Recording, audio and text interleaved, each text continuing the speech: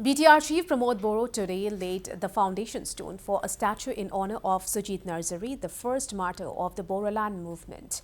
Well, the statue will be built at Batipara in Kokrajhar with a total cost of rupees 2 crore 80 lakhs. The event was attended by various notable figures including Kokrajhar APSU Vice President Karong Dawari, members of Kokrajhar District APSU, family members of martyr Sujit Narzari and party workers from UPPL. আন্দোলনৰ প্ৰথম শ্বহীদ সুজিত নাৰ্জাৰীৰ মেমৰিত এটা full fledged statue আৰু এটা park নিৰ্মাণৰ কাৰণে আধাৰশিলা স্থাপন কৰা হৈছে। প্ৰায় 2,80 লাখৰ এটা প্ৰজেক্ট এটা বনোৱা হৈছে।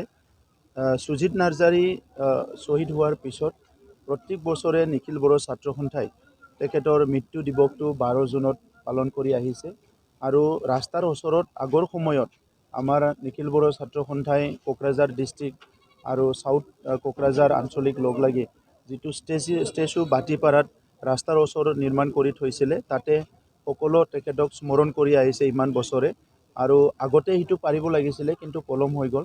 মই ধন্যবাদ জনাওঁ আমাৰ সাউথ কামৰূপ আঞ্চলিক সাউথ কোকৰাঝাৰ আঞ্চলিকে আমাৰ ইয়াত মানে প্ৰায় 4 বিঘা মাটি তেখেতসকলে দিছে, য'ত তেখেতৰ ফুল ফ্লেজেড ষ্টেচু আৰু পাৰ্ক কৰাৰ কাৰণে আমি কামটো হাতত ল'বলৈ পাৰিছোঁ আৰু আমি সকলো আনন্দিত হৈছোঁ যে এইটো আগতে কৰিব লাগিছিলে কিন্তু পলমকৈ হ'ল, কিন্তু আজি আৰম্ভ কৰিব পাৰিছোঁ।